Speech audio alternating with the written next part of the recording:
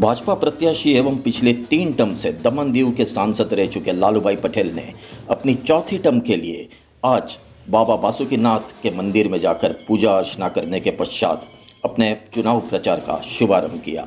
आज इनके चुनाव प्रचार के शुभारंभ में दमन दीव के भाजपा प्रभारी पूर्णेश मोदी, दादरा नगर हवेली दमन दीव भाजपा अध्यक्ष दीपेश टंडेल, दमन भाजपा जिला अध्यक्ष एसपी दमनिया, नवीन पटेल, महेश आगरिया, बीएम माची एवं भाजपा कार्यकर्ता मौजूद रहे। दलवाड़ा क्षेत्र में लालूभाई पटेल का गर्मजोशी से स्वागत किया गया। अब की बार 400 पार, ये नारे के साथ लोगों ने लालूभाई पटेल का स्वागत किया और लालूभाई पटेल ने बताया कि चौथी टर्म भी हमारी है और दमन दीव से हम पहली सीट मोदी जी के चरणों में अर्पण करेंगे।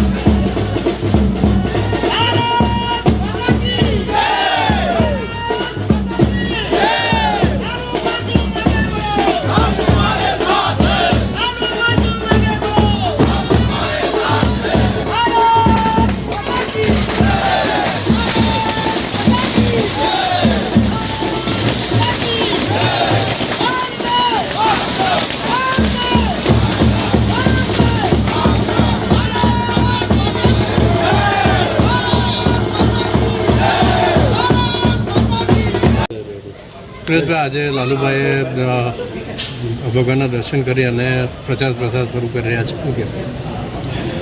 लोकशाहीનું પર્વ એટલે આપણી ચૂંટણી અને આ લોકશાહીના પર્વમાં જનજનનો સંપર્ક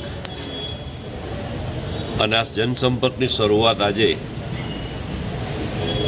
ખૂબ જ આસ્થાથી ભગવાનના આશીર્વાદ લઈને લાલુભાઈ પોતાનો જનસંપર્ક અભિયાન શરૂ કરી રહ્યા છે। આજે અને આવનારા 2 દિવસમાં દીવ અને પાછા રવિવારે દમણ અને ત્યાર પછી અલગ અલગ મંડળની અંદર એમનો પ્રવાસ, લોકોનો સંપર્ક, મુખ્યત્વે છેલ્લા 10 વર્ષમાં આદરણીય નરેન્દ્રભાઈ મોદી સાહેબના સુશાસનમાં આ દેશને હરણફાળ વિકાસ, આ દેશને વિશ્વમાં પ્રસિદ્ધિ અપાવી અનેક પ્રોજેક્ટો, પ્રકલ્પો, સાધનો, સગવડો લગભગ દીવ અને દમણ દાદરા નગર હવેલી પ્રદેશમાં 14,000 કરોડ જેટલા કામો થયા છે। હજારો લાભાર્થી છે અને સાથે સાથે લાલુભાઈ છેલ્લા 3 ટર્મથી ભારતીય જનતા પાર્ટીના પ્રતિનિધિ રૂપે સંસદમાં બિરાજમાન થાય છે। આજે ફરી વખત ચોથી વખત એમને તક મળી છે ત્યારે ભગવાનના આશીર્વાદ લઈને આજથી જનસંપર્ક અભિયાન શરૂ કરી રહ્યા છે। તે સિવાય દમણ અને દીવથી પ્રિયંકા ગાંધી પણ ચૂંટણી લડી શકે એવી સંભાવના વધારે શું? અમે અમારી સામે કોઈ પણ આવે, અમે ચૂંટણી જીતવા નથી લોકોના દિલ જીતવા નીકળ્યા છે। બૂથ પર ભવ્ય જીત થાય એના માટે નીકળ્યા છે। અને આ સિવાય સિલાસાની સીટને હજુ ડિક્લેરેશન બાકી છે, ક્યાં સુધી? એ પાર્લામેન્ટરી બોર્ડનો આબાદિત અધિકાર છે। સિલાસની સીટ પણ આ વખતે બીજેપીના ખોડે જશે। અબકી બાર 400 પાર, પ્રત્યેક સીટ ભારતીય જનતા પાર્ટી જીતે એના માટે તમામ કાર્યકર્તા થન કરી રહ્યા છે।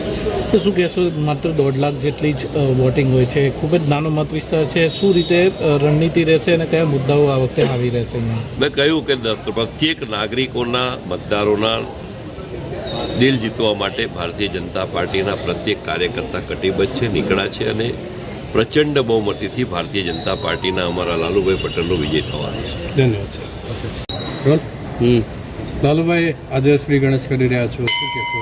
જનતા પાસે કઈ રીતે જશો?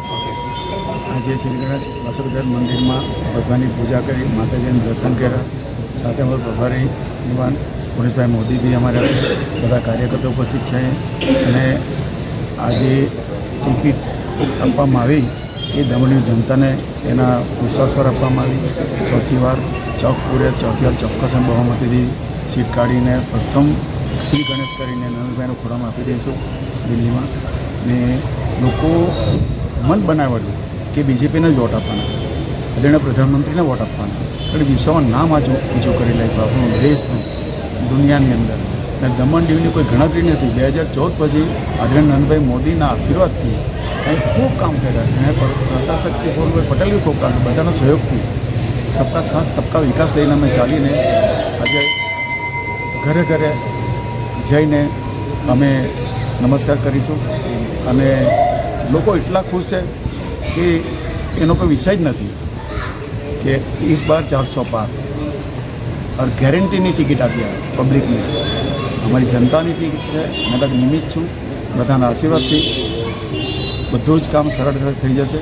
અને દમણડીમાં ખૂબ જે નાના મોટા કામ હતા, આજે દમણડીની અંદર સેલવાસની અંદર 8,000 કરોડના કામ કર્યા. અમે 8,000ની તો વાત જ ક્યાંથી, પહેલાં દેશમાં 8,000નું કામ થતું. આજે દમણ નાના પ્રદેશમાં જો 8,000 કરોડના કામ કર્યા અને જો થયા કરે થઈ જશે પછી એક ટુરિસ્ટ પ્લેસ છે. લોકો આવજાવ કરે, લોકોને રોજીરોટી મળશે અને શાંતિનો માહોલ છે. એને આરામથી સીટ અમારી નીકળી જશે. સંસદ લાલુભાઈ દમણ દીવથી કોંગ્રેસના પ્રિયંકા ગાંધી લડવાની વાતો ચાલી રહી છે, શું કહેશો? જો કદાચ લડે તો તમે કહો. કોઈ બી આવશે, અમે તૈયાર જ છીએ. અમારી દમણ જનતા એમના હાથમાં છે. પણ જનતાએ, અમારી દમણ જનતાએ કાર્યકર્તાએ મન બનાવ્યું. બેનભાઈ બી આવ્યા અમારા, તો કોઈ ચિંતાનો વિષય નથી. કોઈ બી આવે, અમારી જનતાએ અમે મન બનાવ્યું.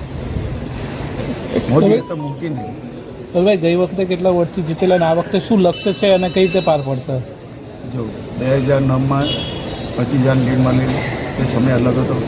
પછી 9,500 થયા 14માં. 19માં 10,000ની મેરે નીકળી ગયું. એનાથી આ વખત લગભગ મેરે 30-35,000ની લીડથી અમે નીકળીશું. भारत माता की भारत माता की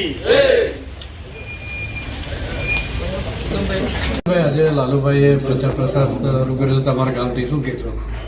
આજે અમારા દમણ દીવ લોકસભાના લોકલાડીલા ઉમેદવાર શ્રી લાલુભાઈ પટેલ, જેમણે પોતાનો ચૂંટણી પ્રચારનો પ્રારંભ આજે અમારા બાબા બાસુકીનાથના આશીર્વાદ લઈને જે પ્રારંભ કર્યો છે, અને ટૂંકા સમયની અંદર લોકોએ જે ભવ્ય સ્વાગત લાલુભાઈનું કર્યું છે, એના પરથી આપ અંદાજો લગાવી શકો છો કે આ લોકસભાની ચૂંટણીની અંદર ભારતીય જનતા પાર્ટી પ્રચંડ બહુમત સાથે વિજય થવા જઈ રહી છે. અને ફરીથી ચોથી વાર લાલુભાઈને લોકસભાની અંદર પહેલું કમળ મોદીજીને અર્પણ કરવા દમણદીવની જનતા જઈ રહી છે.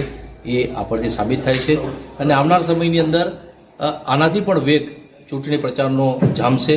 અને ખરેખર હમણાંથી જ અમે આશ્વસ્ત છે કે સામે કોઈ પક્ષે ઉમેદવાર છે જ નહીં એવું આ વાતાવરણથી લાગી રહ્યું છે. તો આ જોઈને લાલુભાઈનો વિજય અવશ્ય થશે. અને મારું પંચાયત અને મારું ગામ દલવાડા અને મરવડ પંચાયતમાંથી જંગી બહુમતી અમે લાલુભાઈને આપશું એ હું તમને આશ્વસ્ત કરું છું. કયા કયા કામો લાલુભાઈ કર્યા છે ને ભારતીય જનતા પાર્ટી કયા મુદ્દા ઉપર આપ જોઈ રહ્યા છો કે મારા ગામની અંદર જે આપ હમણાં રોડથી આવ્યા છો એ રોડ આપણા આદર્શ ગામ પંચાયતની અંદર જે લેવામાં આવ્યા છે, જે એમપી લાડ સ્કીમથી આદર્શ ગામની જે થતી હોય છે, એ આદર્શ ગામ તરીકે જે એમપીઓ ગામ લેવાના હોય છે, એ આદર્શ ગામ તરીકે અમારા રોડો બન્યા છે, આપ જોઈ શકો છો. અને આપણે દમણ દીવની વાત કરીએ તો એમાં તો કોઈ વિકાસની જે ગંગા વહી છે તો આપ સબ સમક્ષો કે એક એક વસ્તુ એજ્યુકેશન હોય, હેલ્થ હોય, હરેક સુવિધાઓ. અને હમણાં પણ આ જે રોડોના કામ ચાલી રહ્યા છે એ પણ આ દમણની અંદર મારા ખ્યાલથી હિન્દુસ્તાનની અંદર પહેલા એવા રોડો હશે જે સારામાં સારો રોડો ક્વોલિટી અને ક્વોન્ટિટી સાથે બની રહ્યા છે, એ આપને જોવા મળશે. તો આ બધા કામોને જોઈને પ્રજા અવશ્ય મત આપવાની છે. અને જે દમણનું બ્યુટિફિકેશન થયું છે, દમણ દીવ અને દાદરા નગર હવેલીનો જો શિંગાર થયો છે બ્યુટિફિકેશનમાં, ટુરિઝમમાં, એ બધા મુદ્દાઓ લઈને લોકો મતદાન કરવા જવાના છે. અને 100% આપણે આમાં પ્રચંડ બહુમતીથી વિજય પ્રાપ્ત કરવાના છે.